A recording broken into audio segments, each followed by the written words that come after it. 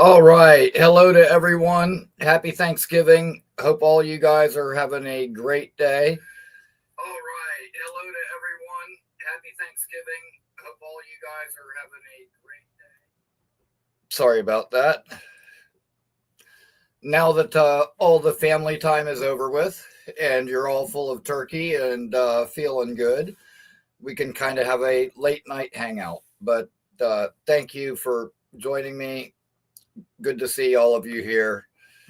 And on that note, let's get fired up.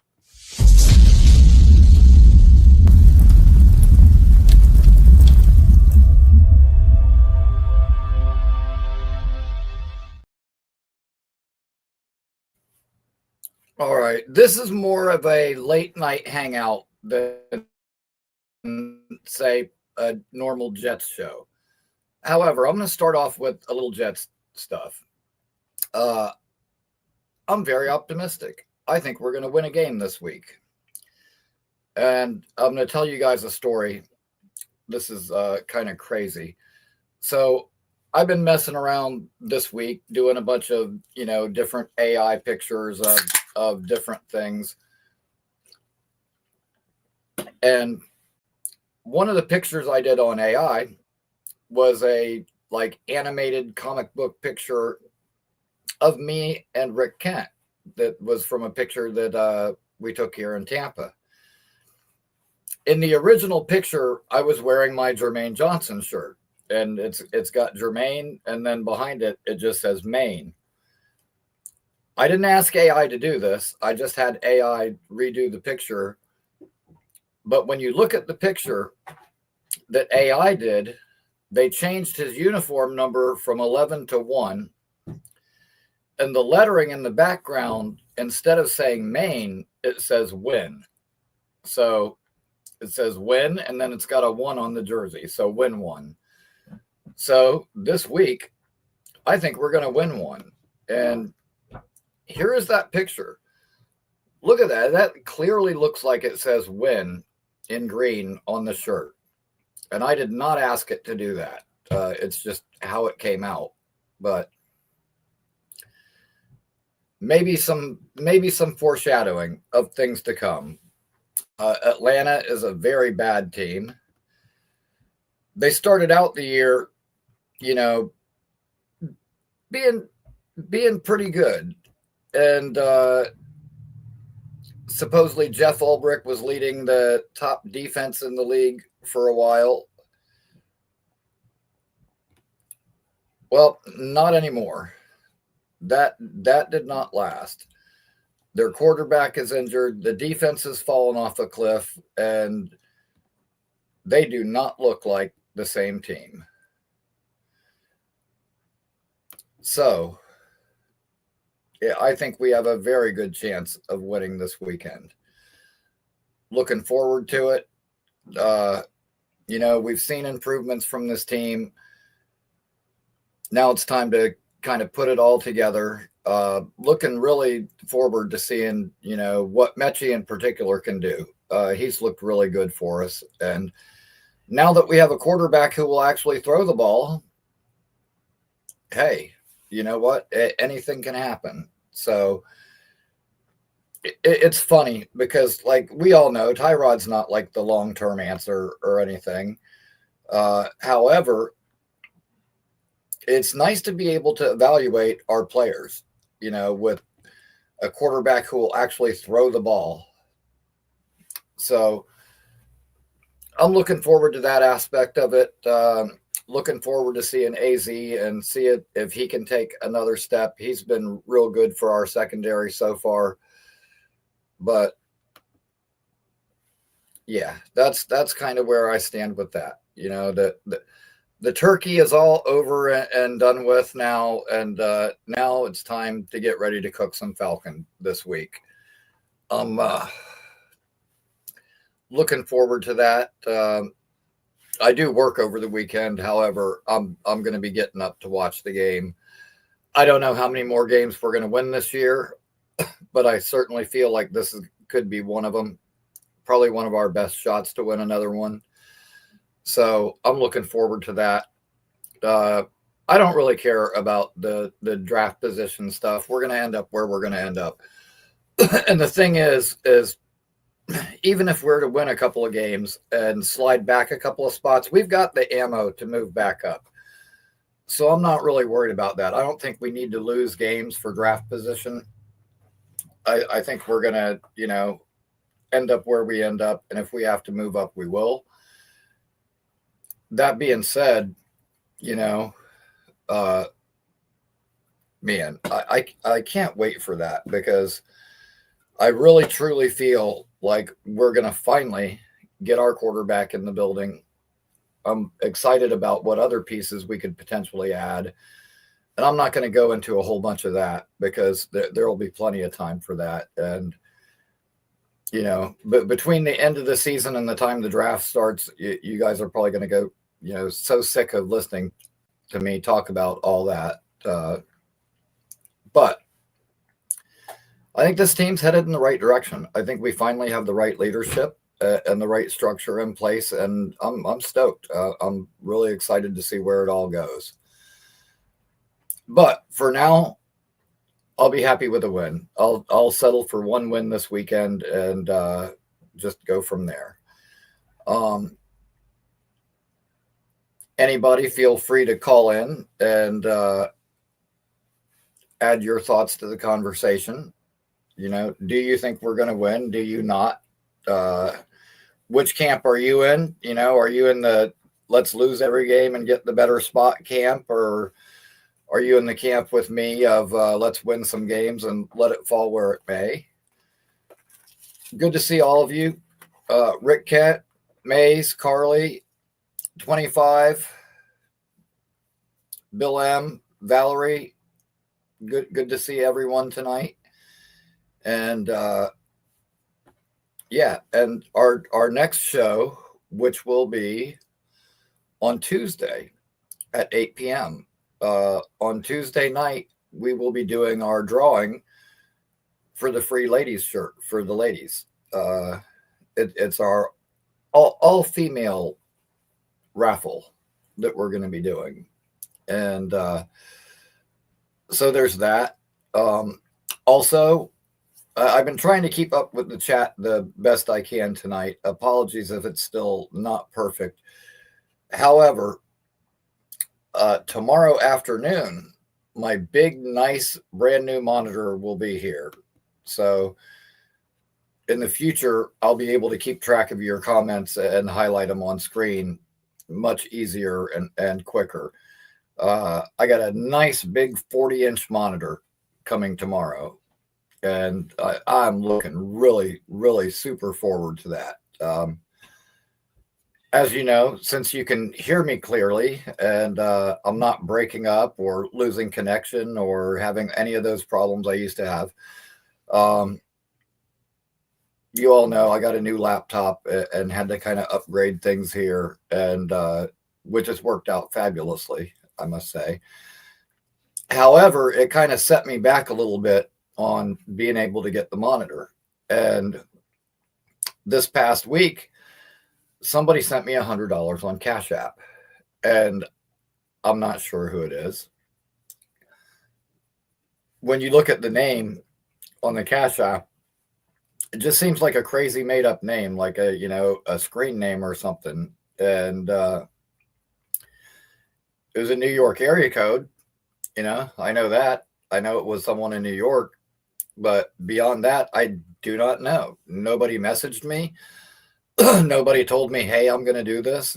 So as far as I know, it's just, I'm not sure who did it. But whoever it was, thank you very much. I appreciate it. So that was very cool. Very cool. And I really appreciate it big time. That will make life much easier on me. So, you guys in the chat, let me hear what you think. Are we going to win this weekend, or are we not? What are your thoughts? What are your predictions? You can give me score predictions if you want, but more or less, Do you think we will, or do you think we won't win this game? Personally, I think we're going to win for a number of reasons. And I mean, we're not going to lose every single game down the stretch. I just don't think it's humanly possible. So we're going to win some. This is probably one of our better chances to win another game. And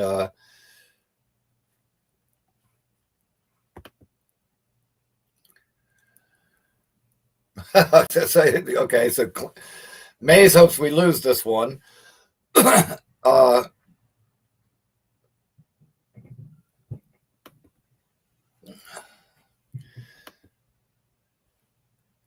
You know what? I want to win. You know, even though yes, I would like a good draft spot. I can't. You know, I can't root for losses. I just can't do it. It's not in my DNA.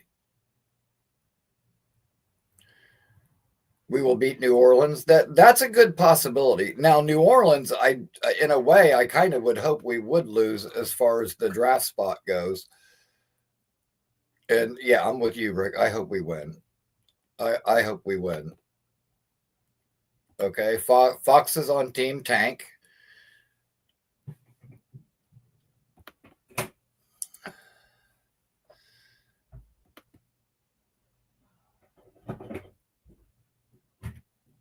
You know what? I didn't so much last week because even though Baltimore was bad, like I remember, you know, at the beginning of the year when a lot of people were singing Aaron Rodgers' praises and, oh, you know, he's doing so good. And I'm like, he's doing so good, but the Bengals and the Browns are both bad. And at that point, Baltimore was like a 1-5 team. They were like a 1-win team in the beginning of the year.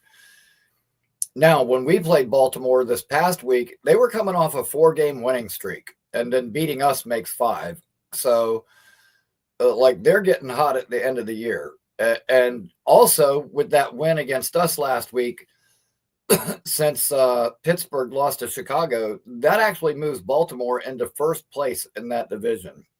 So, man, wouldn't that be nice? Wouldn't that be nice to go from a 1-win team to, you know, halfway through the year or a little over halfway, you're suddenly leading the division? Why the hell couldn't that happen to us? Why couldn't that be us? We started out a 1-win team. Why couldn't we do that? Which, you know, in all fairness, I know we've lost a lot of games this year, and it makes it, I think it makes it even worse than getting blown out. The fact that we could have won pretty much just about every single one of those games, with the exception of the Buffalo game where we actually did get blown out bad. Every single one of these other games were winnable. We were in all of them. This Baltimore game this past week was not impossible to win. The New England game was very winnable if we had had a real quarterback. And it's just really aggravating. It's aggravating to say, oh, you know, we've won 5 or rather we have lost 5 or 6, you know, 1-score games that easily could have been the other way. And but you know what? That tells me we're close at least. And I think as Aaron Glenn continues to kind of mold this team into his image, and we bring in more guys like Briggs and Brownlee and Mechie, we're slowly transforming this team into an Aaron Glenn team. And I think with a draft, you know, full of a bunch of good players, you know, most importantly, obviously we get our quarterback, but those other picks, you know, 3 more picks in the top 44, we could add a really super good linebacker. This is an amazing linebacker class. We could add another receiver, like a true number 2 receiver, you know, big body guy to complement Garrett. We can add a killer safety. You know, we could add another pass rusher. We could end up taking a really good center, be it Connor Liu or Jake Slaughter or one of those guys, or wait till a little bit later and get a guy like Luke Pettibon, who went 8 games this year, only giving up 1 pressure. Get a really, really nice center like that and kind of help complete our offensive line. There's a lot of good things that we could do. And I was resisting any of the draft talk so early in the year, but after we made those trades with Sauce and Quinnen and we got all those picks, I couldn't help myself but to start doing some mock drafts. And they all come out different because they fall differently each time. But any of the times, any of the ones I've done, like I look at the list of players that we end up with and I can't help but be excited. Like, this is a shot for us to, really, really build a good team. And as good as that draft was that gave us Sauce and Garrett and Jermaine and Brees, this could be another draft like that. And not only do we have one, but we have 2. We have the one coming up and the following year. So this could be a Garrett, Sauce, Jermaine type draft. This could be a Chad Pennington, John Abraham, Sean Ellis, Anthony Beck kind of draft. And we all know how influential both of those drafts were. Well, we can have not just 1, but 2 years in a row like that. That's 2 years in a row. We're talking, 4 players in the top 44 or so each year. So in 2 years' time, that's 8 players in the top 44. Anthony Beck was okay. Rick Kent, I'm not the biggest Anthony Beck fan, and I've gotten a lot of backlash over the years because of it. And nothing against him personally, but dude, there was a one play where, I think he was supposed to block or at least chip the guy before he kind of leaked out. But dude, he just we were playing the Steelers and he just kind of sidestepped out of the way. I believe it was I don't know if it was Joey Porter, but he just steps out of the way and lets the linebacker run free. And that was the hit on Pennington that really screwed up his shoulder. And it pissed me off at the time. I remember later when he ended up leaving New York, he came down to Tampa and played for the Bucks. And one day I called into sports radio here and they were all, saying how great it was and how good Anthony Beck was going to be. And man, I called in and I was like, man, listen, tight ends, yeah, they catch passes, but primarily their job is blocking. And what he did on that Pennington play, that was atrocious, man. Like, he got his quarterback hurt. And the talk host radio guy flipped out on me. I'm just a delusional Jets fan. Actually called me a dickhead on the radio, which was awesome. It was funny. I think it's hysterical that I managed to push his buttons that bad because I really wasn't being brutal about it. I was just being honest. But needless to say, that is why I'm not a fan of Anthony Beck. Chad could have been such a good quarterback. Like, he never had the strongest arm, but damn was he smart and damn was he accurate. And, just a good guy and a good leader for this team. And it sucks the way he was, post injury. I was a huge Chad fan. And, man, you know what? Everybody always says the Jets can't develop a quarterback. Bullshit. We developed him and he was a good one. So yeah, they really did Rick Kent. And it's too bad, man. It's too bad because he was just such a good guy. When you listen to him talk, he was just such a good guy. Like, it was impossible not to root for him, not to want him to do well. And that's the thing that first attracted me to the Jets, like why I chose the Jets to be my team. Curtis Martin, super high character guy. Listening to him talk just struck me so different than other football players with the attitude, the humility. And, but then I looked at a lot of our guys, from that same era, whether it be Curtis or Wayne Corbett or Chad Pennington, and they all had that, real even demeanor, all very humble, just very good guys and very high character guys. And I like that. And that, those teams of the early 2000s like that, they remind me a lot of this team as far as like the high character guys that we have. Now, those teams, we had some dogs. We had some guys that would go get it. Marvin Jones, Mo Lewis, Victor Green, John Abraham, Sean Ellis. Like, we had a bunch of dogs. Aaron Glenn, Marcus Coleman. We had some dogs on those teams, and that's what we're missing now. We need some more dogs. And you know what? Brownlee, he's aggressive. He's a dog. Those defensive linemen we brought in, those were dogs. So yeah, man, dude, like Rick, that was like when I became a Jets fan. Like my first year as a Jets fan was 98. And, I felt awesome. It was like, okay, I finally picked one team that I'm going to follow, that I'm going to stick with. And that very first year, we ended up going to the AFC Championship game.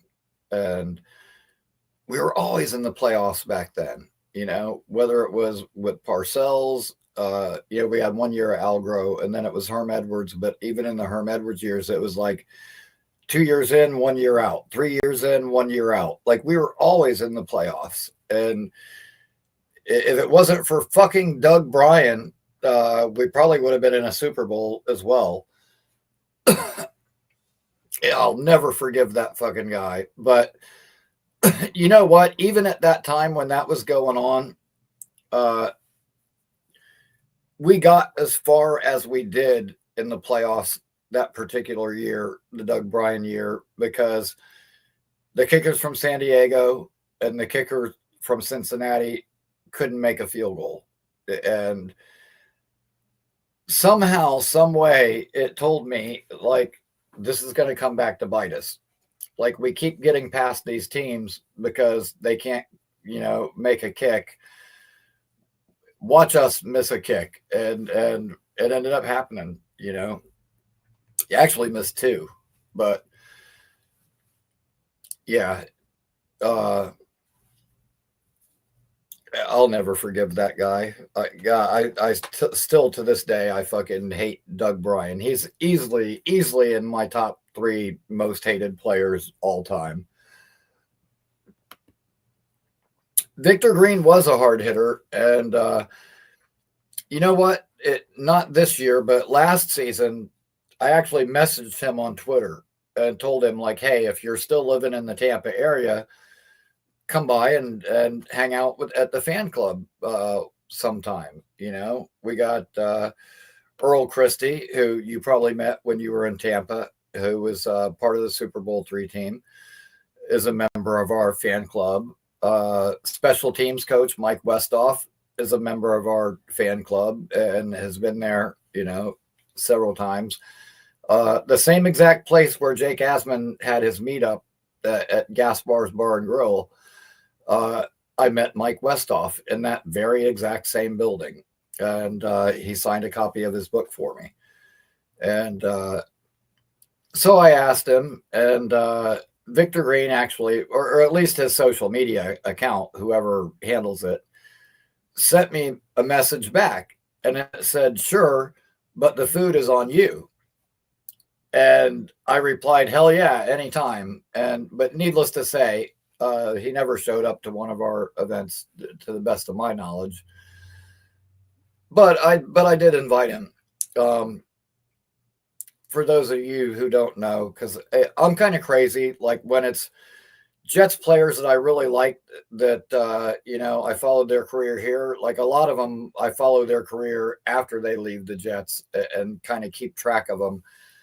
And for those of you who don't know, for quite a while, Victor Green actually had a front office position here in Tampa working for the Buccaneers. And so he was part of their front office for quite a while. And that's why I messaged him. So at any rate, that's how that came to be. But you know, and same thing with Aaron Glenn. You know, after Aaron Glenn was a Jet, I followed his career. And I hate it when people say you only want Aaron Glenn as a coach because he was a Jet, because that could not be further from the truth. The fact is that the matter is, because Aaron Glenn was a Jet, I followed his career. I knew that he went into scouting. I knew that he was in our scouting department when Rex was here. I knew that after that, he became an assistant coach or assistant position coach, then a position coach, then a coordinator. Like I followed his career. And that's why I thought to myself, you know what? This guy will be able to build a really good staff, because each one of those jobs, he knows how to do it because he's done it himself. So I had full confidence. And as soon as we started looking for a coach, I knew that I wanted Aaron Glenn 100%. So, yeah, you know what? That's right. MC Mays, Marvin Shade Tree Jones. he was actually on the sideline of one of the Florida State games this year. And I love seeing our old players come back like that. I've seen Jermaine at games.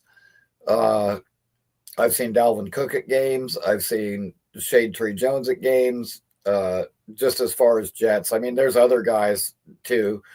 Jalen Ramsey, Derek Brooks, you know, guys that weren't Jets that are former Seminoles that come to the games too. But I like seeing our Jets guys, you know, whether it be Jermaine or LaMarcus Joyner or you know, whoever. I like seeing those players come back.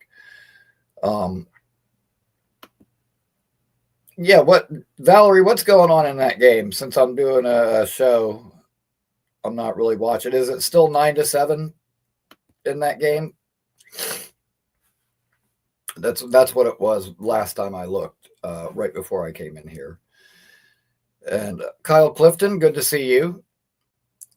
Always some good solid football takes from you. And what do you think, Kyle? Do you think we're due for a win this week or no? Oh, wow. Okay. Cincinnati's stretching the lead a little bit.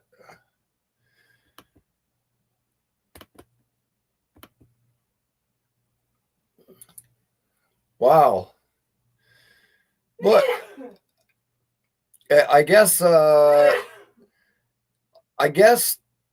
whoever's got Cincinnati's kicker in fantasy this week is going to be real happy.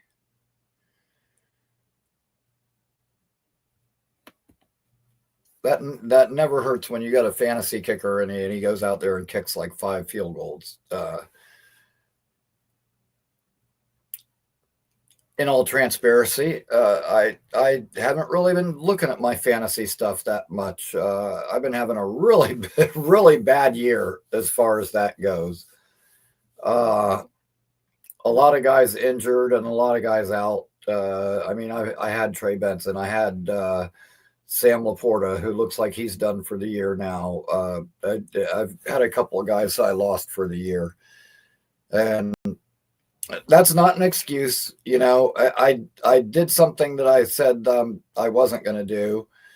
And I actually grabbed a bunch of Jets players, which, you know, I swore I wouldn't do this year, but sometimes I just can't help myself. So I do have one team with Brees and Garrett, and Brees started out slow. He's doing fine now. But Garrett, likely done for the majority of the year, if not all of it. You know what? I honestly believe if we get to the point where we're like 2-12, 2-13, something like that, they're not going to bring Garrett back. They're not going to bring him back for that and stick him out there and risk him getting hurt again over nothing. I got 2 fantasy teams, Valerie. One of them, I think I'm the 4th place team out of 8. The other one, I'm 7 out of 8. So one's doing a little bit better. Now, this is the curious thing. This was at the beginning of the year, too. We had played 4 games at that point, and I was like the 2nd place team and had a 3-1 record. Or no, I take that back. I was the 4th place team, it said, and I had a 3-1 record. And I was playing the 2nd place team who had a 2-2 record, who just happens to be the guy that owns that league. Don't ask me how. I don't understand exactly how that works or how he could have done that. But I think he did something with the rankings, because I'm thinking, how am I in 4th place at 3-1 and he's in 2nd place being 2-2? That's what you call the math isn't mathing. So, yeah, I really don't know. Don't know how that worked out, but I ended up whooping his ass anyway, and I ended up moving into 2nd place. And since that time, I've lost a bunch of games in a row, and found myself dropped back down to 4th. But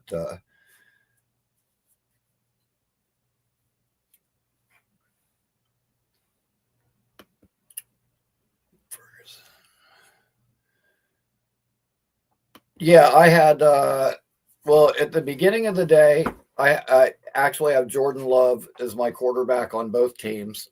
So I had Jordan Love. I believe I have Romeo Dobbs on both teams too, although he is only playing on one team. I also have Amon-Ra St. Brown on a team, which he didn't do as good as normal today. Usually that's a guy that is like money. And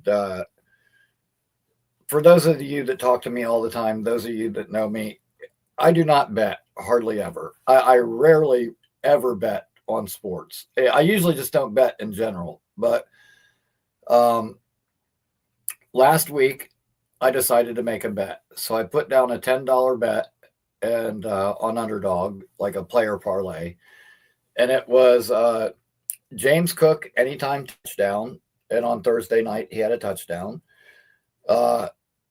Then one of them was an Amon-Ra St. Brown touchdown, but it had to be in the first half. It was a first half touchdown, and that would have tripled whatever my winning amount was. And he scored.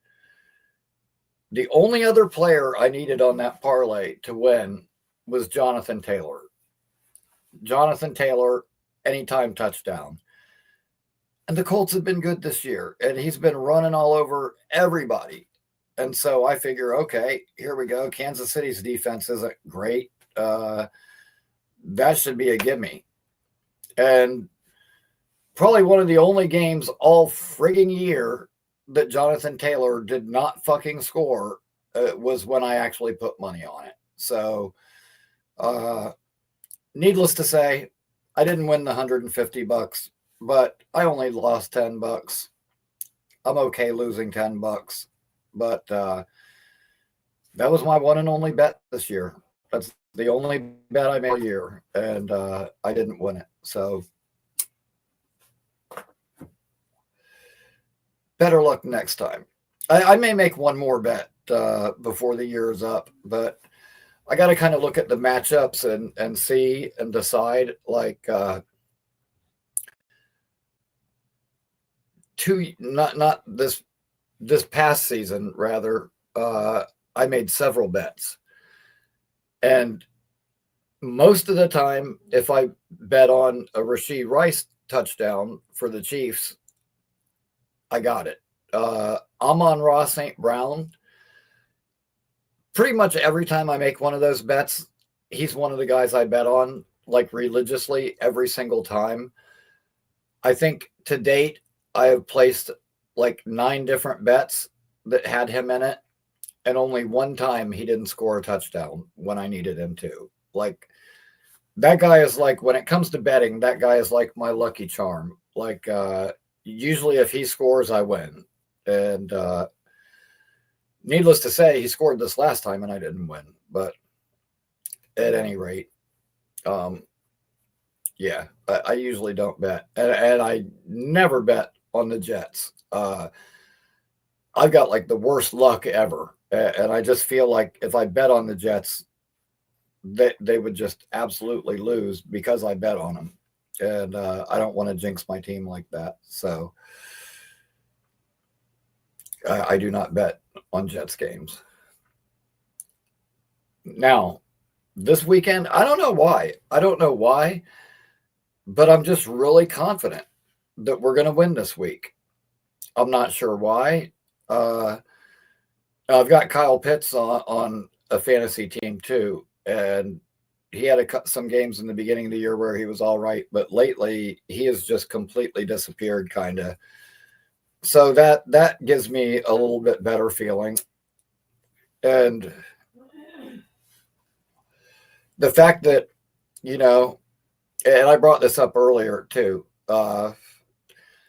Over the last 2 weeks, the Jets have given up 2.7 yards per carry to opposing running backs. That is number 1 in the NFL. If people can't say that they see progress under Aaron Glenn, I don't know what the hell they're looking at. Because when have the Jets ever been number 1 against the run, even for 1 week, over the last couple of years? Like that just doesn't happen. And so, you know, hearing that statistic and looking at that, like, I mean, we just played Derrick Henry and we held him in check for the most part. Yes, he scored a couple of touchdowns, but they were, you know, both on short runs. But he didn't break off any big, huge runs against us. We did a pretty good job keeping him in check. And that's not the first time we've played against him and held him in check. I remember back in like Zach Wilson's rookie year, we played Tennessee and we held him in check pretty well that day too. Quincy Williams put a hurting on him that day, man, and on a lot of people, actually. He was flying everywhere. One of my probably favorite Quincy Williams plays was when they sent him on a blitz, and he just ran free and nobody even chipped him. And he came flying in like a missile and leveled Ryan Tannehill in the backfield. Not as bad as the Kyler Murray one where he knocked his helmet off, but similar to that. Just fucking flattened him. But at any rate, we held Derrick Henry in check in that game, and we held him in check in this most recent one. And granted, he's not as young as he once was, and he does look like he's starting to taper off a little bit, but good Lord, he's been good forever. At any rate, that's good news. The fact that we're playing the run that well these last couple of weeks, I think, is a really good sign for us. Bijan Robinson's a good friggin' running back, and I'll be the first to admit that I was wrong about him. When he was coming out, I felt that he was overhyped, you know, but Brees was hyped up a lot like that when he came out too. And I did not think we would take a running back that early, if at all, that particular year. And I was shocked when we took Brees. Happy, but shocked. And then the next year when Bijan came out, you know, I was thinking, okay, well, he's just this year's Brees Hall. You know, they're just hyping him up because he's the best running back. That doesn't mean that he's going to be on that level when he gets in the league. And I'll admit it, he's turned out much better than I thought he would be. At any rate, I like the way we match up against this team. Like, their receivers don't scare me. Our secondary guys have been playing very good. I want to see if our pass rush can really get home.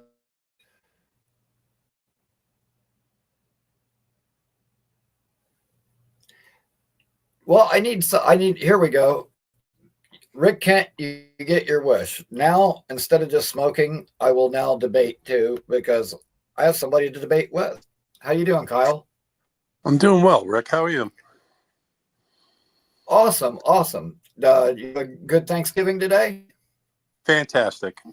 We went to my brother and sister-in-law's, which is about 600 yards away for cocktails and hors d'oeuvres, and then to dinner at my in-laws, which is about 4 miles away. It's all very local, no highways, and Awesome. small but intimate group and a lot of laughs. So it was good.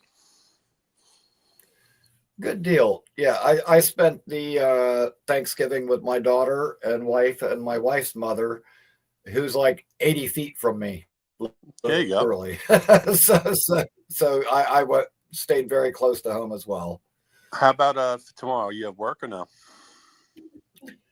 I do work tomorrow night. So from like six at night till 6 in the morning tomorrow. Like actually the whole weekend. Friday, Saturday, Sunday. This is my weekend on.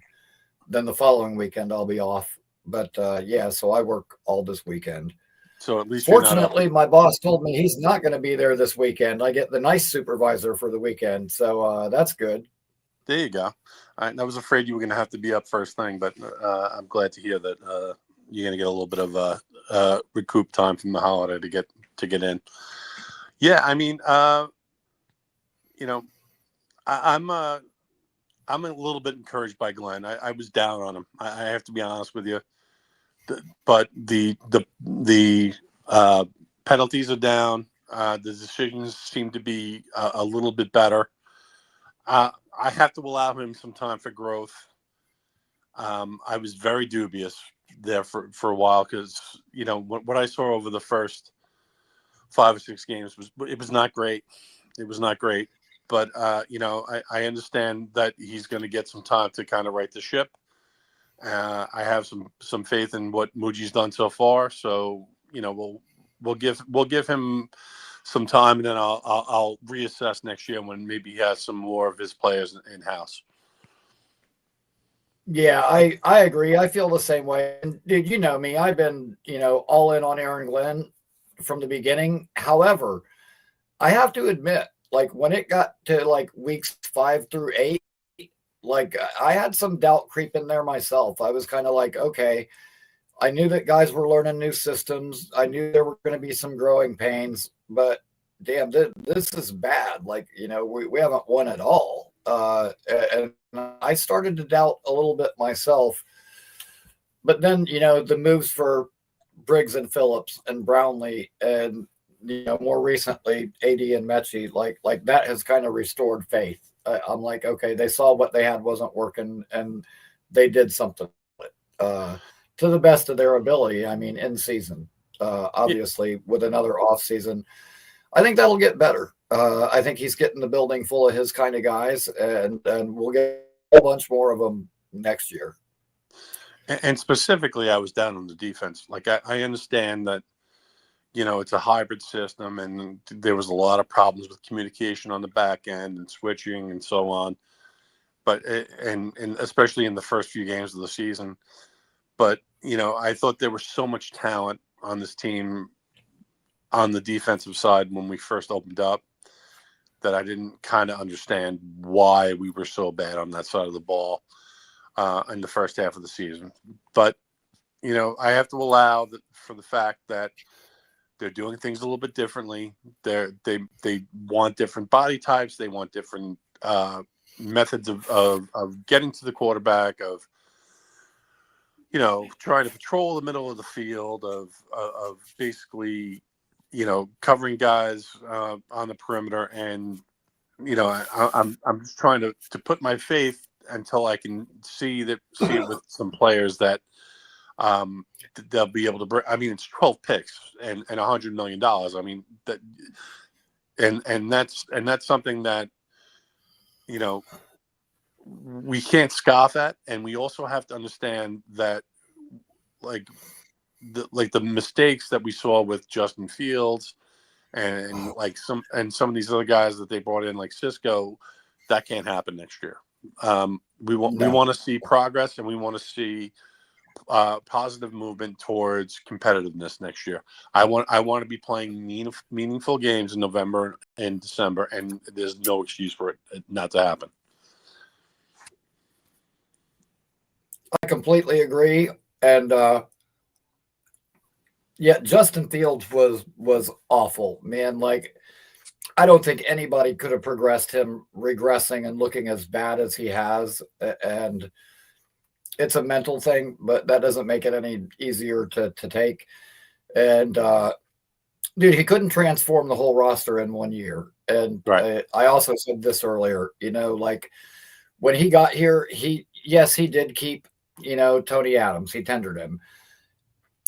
Same thing with like Quinnen. Like there's some of these guys that like he kept guys when he got here based on what on tape. He didn't know these guys personally. He hadn't interacted with them. And as he got here and as time went on, I think he figured out like, damn, Tony Adams really does suck. I can't coach him up. Quinnen Williams is phoning it in every week. He just doesn't want to be here, and it shows. And when Quinnen left and he had that game in Dallas that he had, his first game away from us, it just told me that, damn, he really was in, when he was here. And that sucks. But, dude, you can't have our team captain going out there and giving a half-hearted effort and just not wanting to be here. That's not, a good example. And I don't know what they've done about the captaincy or if they even bothered to do anything with it. But after Quinnen was gone, I said that very day they should have slapped a C on Jermaine's chest, because listening to Jermaine talk like after the Denver game, like, damn, we gave up 13 and we still lost. We got to figure out how to give up 11 or 10 and make sure that doesn't happen. Like, that's the attitude you want your guys to have. And that's 100% right. He's an emotional leader on this team anyway. I really feel like he should be one of our captains. I think he is one of our young leaders. And boy, did it make a difference when he came back. Like, he came back and they couldn't suddenly slide protection towards McDonald and open up things for both of them. And it made that whole defense better. Yeah, I mean, I'll be interested to watch what becomes of Sherwood next year, because they did re-sign him to a big contract and he has underperformed a little bit. And let's see if he can, get back to, at least competency next year, because, that's going to be coaching. It's going to be a system. It's going to be the players around him. And he's been a little bit of a disappointment now that he's gotten the contract.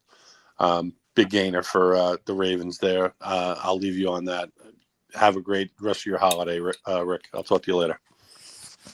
All right, man. Thank you so much for calling in, Kyle. And have a good day, too. Take care. And, you know what? I couldn't agree with that more.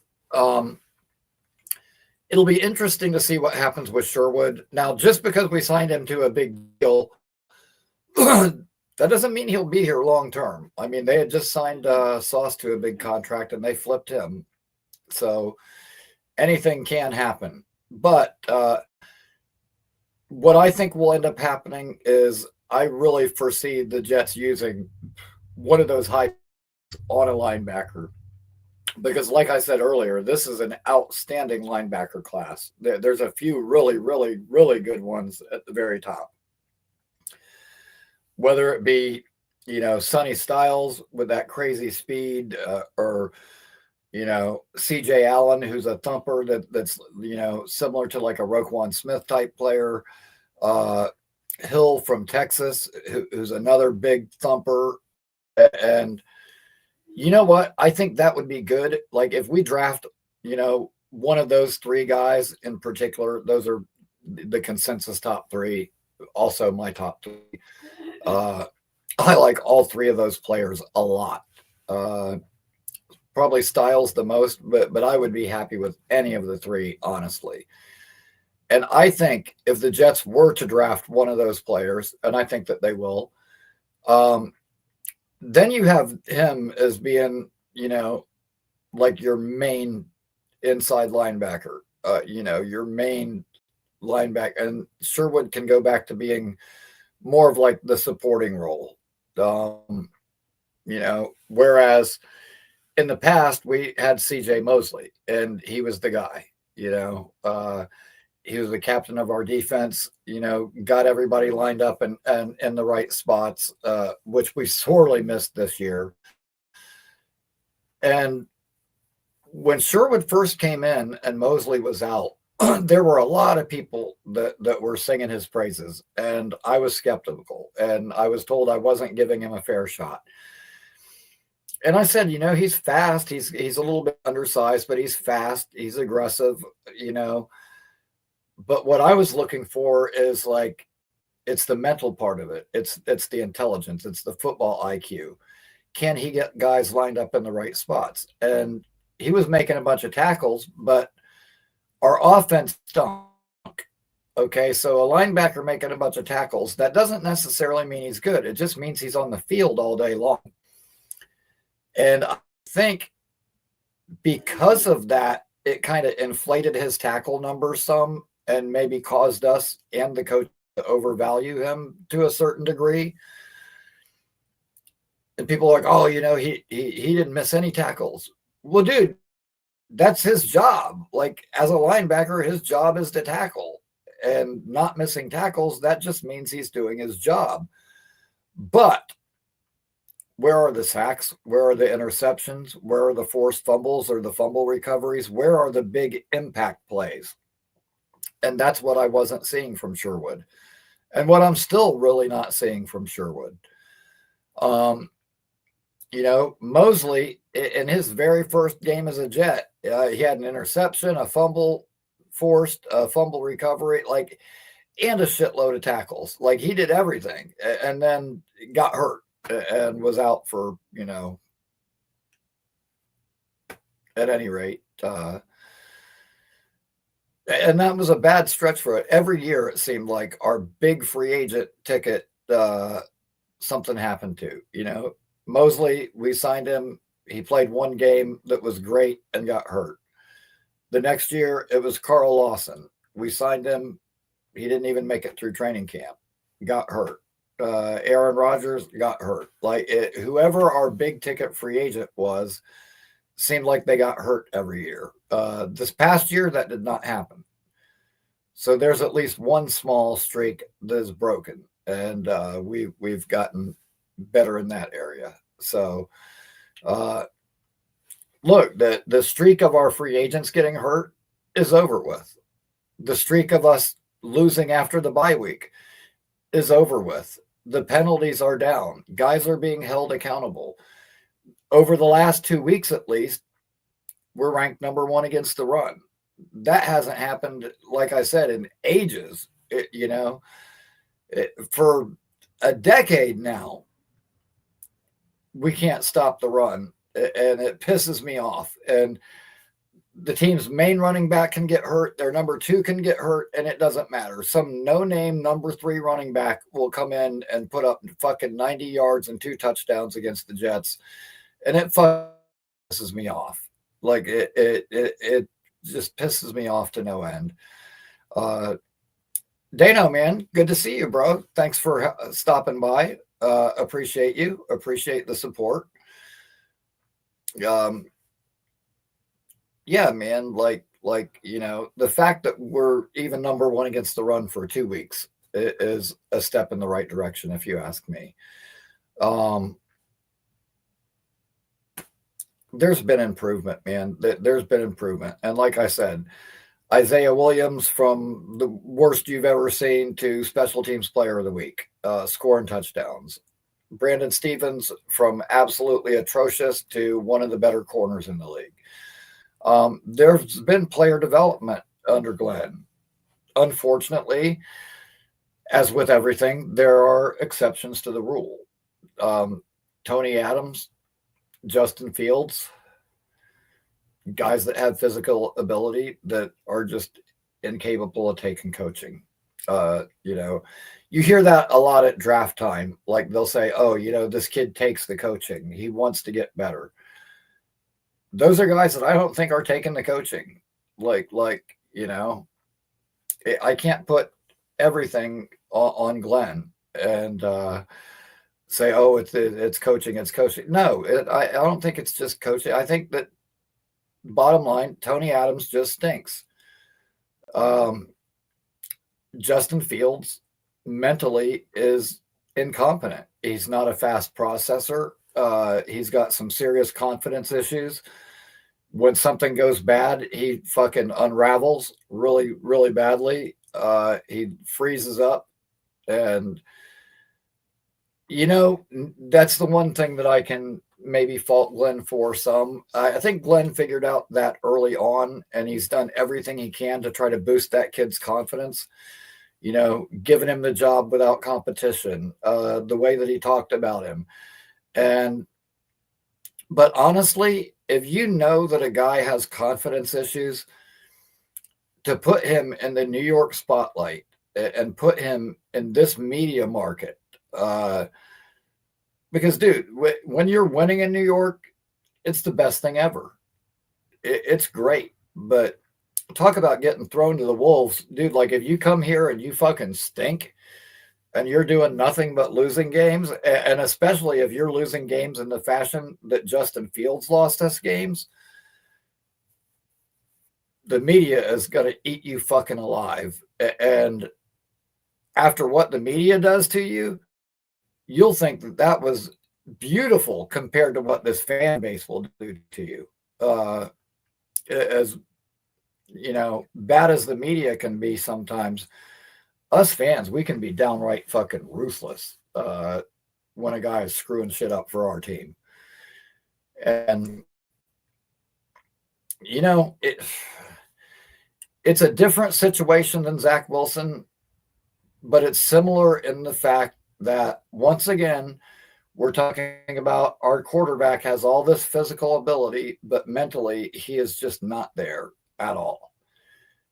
And I'm tired of having that conversation. I don't want to be having this conversation again a year or two from now, but I honestly believe that we're going to find our quarterback. I do believe in this coaching staff. I'm a big Mendoza fan. I like Mendoza. I'll tell you what, I think the Jets like Mendoza too. They sent a contingent of scouts and stuff to the game where Indiana played Oregon. So they saw Dante Moore and they saw Mendoza in person. At the same time, they sent people to see Alabama and South Carolina. So they saw Lenora Sellers and they saw Ty Simpson. All of the top 4 quarterback prospects. Since that time, Muji and a contingent of scouts, like Muji didn't go to everyone, but a contingent of scouts have gone to 3 more of Mendoza's games. They've gone to 4 games of his this year. That tells you a lot. They have not sent a bunch of people from the scouting department to 4 different games of any other quarterback. You can say that by doing that, they're showing their hand some. I don't think they give a shit. They've got the ammo to move up from wherever they are.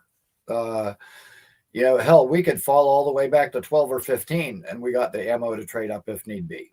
Now, I don't want to do that. I want to keep as many of those picks as we possibly can. If we have to give up number 28 to get there, it'll hurt. I won't be happy about it, but I can understand as long as we get our quarterback. Now, if we gave up our first and say number 35, but kept 28, that I would be much more happy with. But at the end of the day, hey, you know what? I agree, Rick Kent. I like Meatloaf. Definitely like it better than Tim Boyle. I don't even know how Tim Boyle was in the NFL at all. Yeah, I don't even want to go down that rabbit hole talking about that. But back to what I was saying, I think we're going to get our guy. I think we're going to end up drafting Mendoza next year. And while I don't think that he'll be a top 10 quarterback in this league, like I said, I could see him easily being, 16th, 17th, 18th overall best quarterback. Like, I project him long term as being in that, say, 15 to 20 range overall. And you know what? If we've got a really good defense and we've got good playmakers around him and weapons around him, like Garrett and Brees, and Mason Taylor looks good so far. Mechie looks like he may end up working out. We draft a true number 2, like a big guy like Denzel Boston or something in this upcoming draft. We could have the pieces around him for him to be successful. That doesn't mean I want him to start right away. But I think that long term, we would have the pieces in place for him to be successful. And I think we'll be able to compete and to really make some noise. Valerie, I don't think we should bring up Cook, because even though what we've seen has been really bad from Justin Fields, like, these coaches see these guys every day. And if guys that see them every day think to themselves, yeah, Justin Fields and Tyrod are both light years ahead of where Cook is, like, I don't know if I really want to see that. Now, if we get to the end of the year and say we're still 2 wins or 3 wins with 2 games left to go, at that point, I could see rolling Cook out.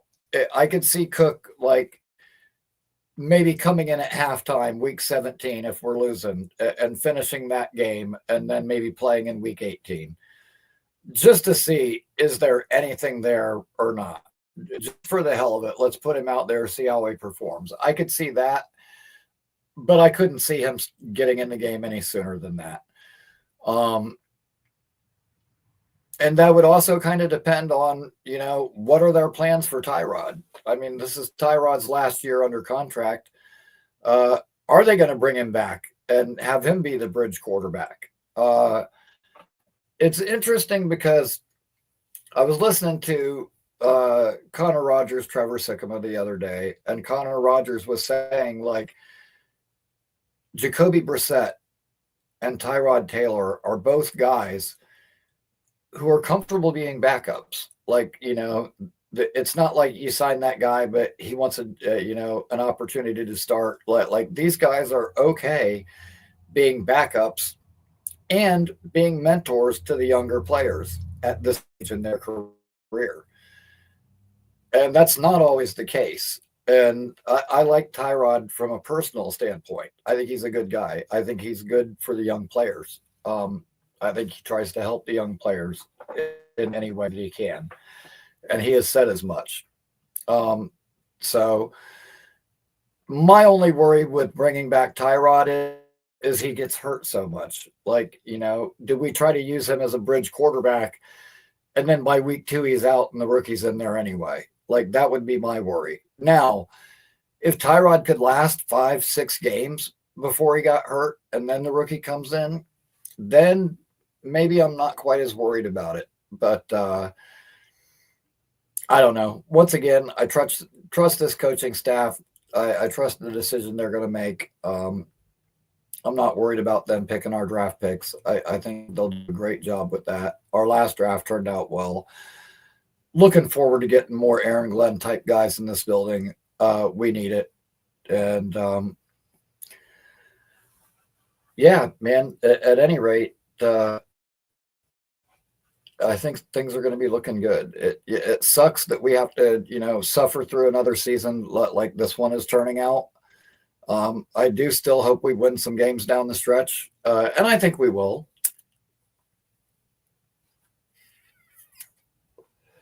I think we will. Once again, a little bit of foreshadowing, but according to this picture that AI made me, that shirt says win one. So I think we are going to win one. I certainly hope so, man. Like I fucking hate losing. I really, really hate losing. But at any rate, I want to thank all of you for joining me to hang out for a while on Thanksgiving night. Um, you know, when me and my wife were young, we hadn't been together real long. One time we did this and we threw a party like the night of Thanksgiving, like later at night after, you know, all the dinner and family time was done. And we had all these couples that ended up coming over that night. And turned out to be like one of our best parties ever. And it seemed like, you know, after spending the day with family and you know, having Thanksgiving dinner and having to be all proper and stuff, that, you know, being able to cut loose a little bit was just what everybody needed.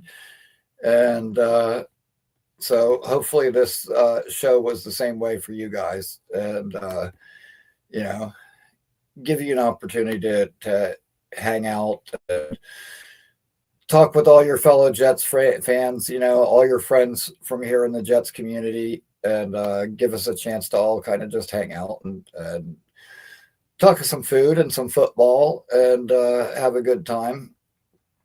But once again, I appreciate all of you.